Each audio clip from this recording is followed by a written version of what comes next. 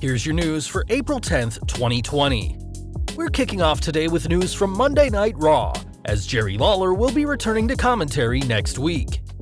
During the latest episode of his podcast, The King discussed being called by Vince McMahon, where they decided he needed to miss some tapings, including WrestleMania. He said, "I got the call saying Vince was a little concerned because then the word was real strong about, at that time, of course, I think it's changed since then, they were saying that this is mostly striking the older individuals." Continuing, The King revealed he will be returning for Raw for the next set of tapings, so fans can expect to hear plenty of the Hall of Famer for the next several weeks of the Red brand. Though WWE has been able to handle King not appearing, as he's only been on one empty arena show thus far, it'll be good to have Lawler back, as his decades of experience behind the desk will no doubt help fill in the silence. From one Hall of Famer to another now, we've got some bombshell news dropping, as it looks like the often speculated Undertaker-Sting match may finally happen. Though they've never met in the ring for a real match, it looks like WWE's new cinematic style could lead to an encounter between the two legends in some fashion. During Lawler's podcast, The King spoke about the possibility of a cinematic match featuring the Dead Man and the Stinger. He said, "Now, in this style, we could easily have The Undertaker in the match that they've always wanted to have forever, Sting. Can you imagine watching that in that cinematic style that the Boneyard match was done in? It could be done. That was the perfect location for the Boneyard match in a cemetery. The Undertaker and Sting can be done in any kind of setting, and it could be amazing."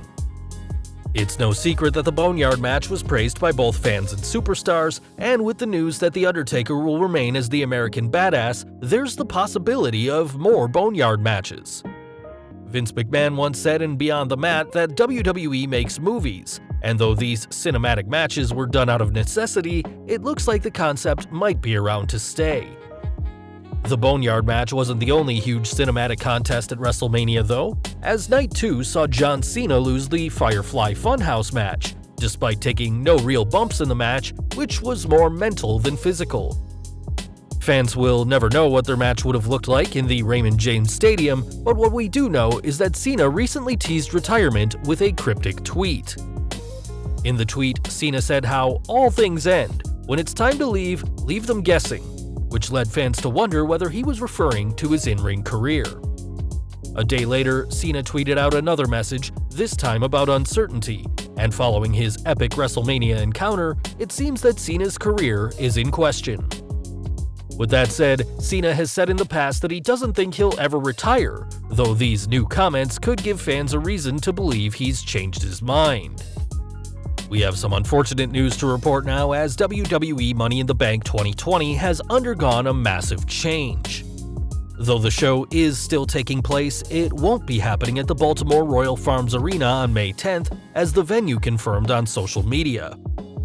It's widely assumed that the show will take place at the Performance Center, especially as during Night 2 of WrestleMania, an ad confirmed the show for May 10th, but gave no location. The show is currently still scheduled to air on May 10th, and given the global situation, it's not surprising the highly popular pay-per-view had to be moved. One man who will need to keep an eye out at Money in the Bank is new WWE champion Drew McIntyre, and the Scottish superstar is also having something of a feud with Tyson Fury.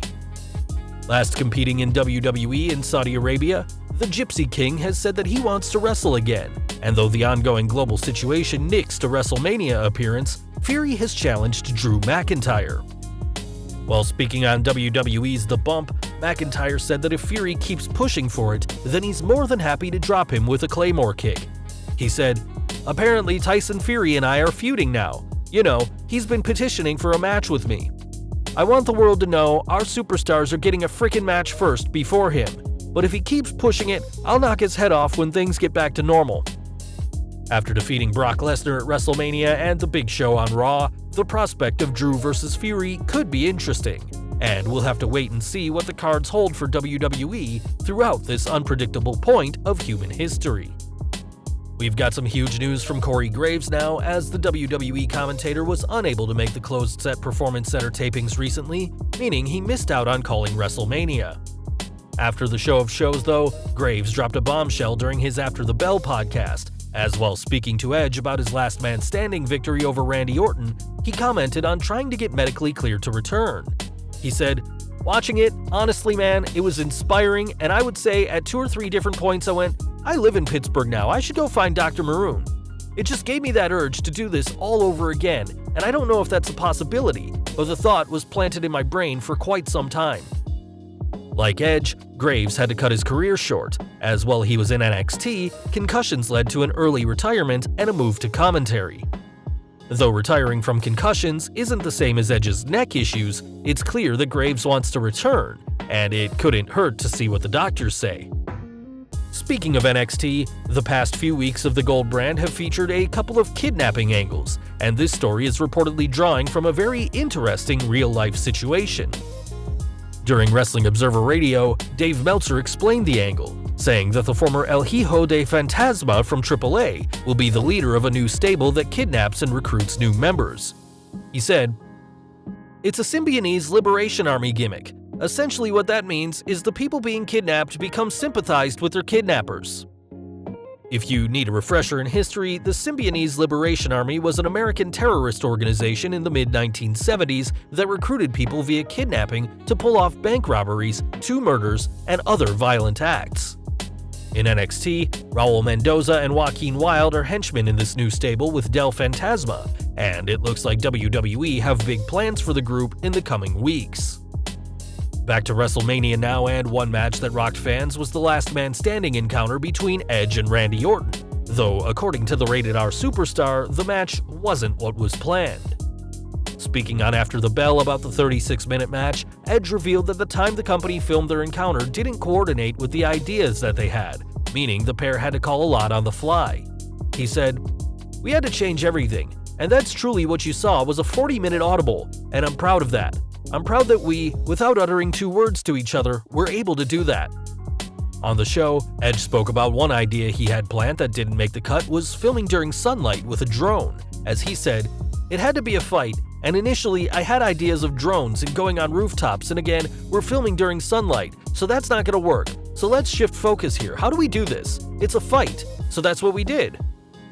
Though Edge spoke a lot about segments that didn't make the cut, one that surprisingly did was when Orton tried to hang the Rated R Superstar with some exercise equipment while telling Edge, "I love you." This angle didn't go down well with many, who saw it as too similar to the way Chris Benoit ended his own life after murdering his wife and son. Fightful Select reports that no concerns were raised over the segment, saying, "We haven't heard of any concerns raised backstage about eliminating certain parts of the Randy Orton-Edge Last Man Standing match for concerns of comparisons to the Chris Benoit tragedy. It should be noted that significantly less people saw, knew, or were around to raise those concerns, as most of the matches were tight-lipped as is." It should be noted that WWE kept everything under wraps this year, and that those caught leaking information would be fired. But we can't help but wonder if the same spot had gone ahead if there were more people overlooking the match ahead of time. We are looking to the future now, as the WWE is set to record a lot of content this week through to next week. The plan is to reportedly film 3 or 4 episodes of Raw, SmackDown, and NXT in one sitting, meaning if a superstar is absent, they won't be on TV while those episodes air. According to Ringside News, one person fans won't see is Roman Reigns, meaning any footage that features the big dog from the next month won't be from the latest set of tapings. From one former world champion to another now, as Ric Flair has already had to battle with the likes of Taylor Swift and Becky Lynch for the man moniker, but now he's also having trouble locking down the Nature Boy. Law 360 reports that when Flair tried to copyright the term, he was blocked by the Trademark Trail and Appeal Board, as someone else already owns the term, though we're not sure who. This means a serious problem for Nate, who uses the Nature Boy term on his t-shirts, as there's already an entity called Nature Boys that sells shirts. Hopefully, Flair will be able to find a solution so that he can continue to cash in on the name he's used for decades. We are taking a look at AEW now, as former ECW heavyweight champion Tazz was this week's guest on the AEW Unrestricted podcast and spoke about how careful the upstart promotion is taking people on. He said, "No matter if you're a wrestler, broadcaster, referee, backstage coach, whatever you are, because there are a lot of piranhas and scumbags in this business, and unfortunately a lot of them are from my generation. Though the chat was mostly about AEW, the Human Suplex Machine also spoke about his WWE debut at the 2000 Royal Rumble, saying, "When I wrestled Kurt Angle at the Garden, when I came out, when I heard that pop, I knew I was I knew I was doomed, I knew it. It was a legit surprise and a legit pop in the world's most famous arena. The reason why I knew I was doomed was because that pop did not come from WWE. I was a made guy before I got to WWE, and WWE at that time, they never would admit it then, and they won't admit it now. They didn't want made guys." Tazz went on to explain about how from the moment he walked out, he was begging the fans to be silent rather than cheer him as a made guy from another company, and that wasn't the only issue with the match. Later in the interview, Tazz explained how a poorly timed suplex spot quickly led to the company giving up on him, and after walking through the curtain to nobody waiting, Tazz had an underwhelming WWE run, left on his own terms, and is grateful for what the McMahons did for him. Nowadays, Tazz can be found in AEW, where he seems much happier working for a company without so much backstage politics. And finally today, we're looking at Vice's Dark Side of the Ring, which this week looked at the truly terrible Brawl for All.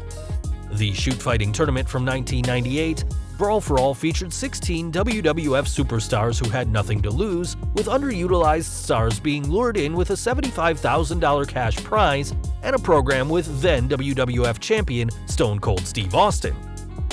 On the show, former WWF writer Vince Russo admits the sole reason for the Brawl for All was to see Bradshaw get knocked out. He said, "I thought he had a big mouth. I thought he was full of himself. I thought he was a bully.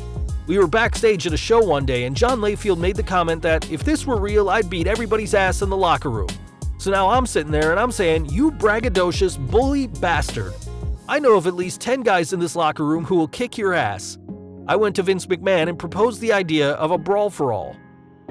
Unsurprisingly, the concept quickly proved to be a disaster, as many superstars didn't know how to fight for real, leading to clumsy bouts alongside referees who didn't know how to officiate the matches. Put that together with judges not understanding the rules, commentators not knowing how to call it, and fans wanting to see actual pro wrestling, and given the amount of unnecessary injuries and knockouts, it's not exactly surprising that WWE haven't had another Brawl for All in the 22 years since this ill-fated idea.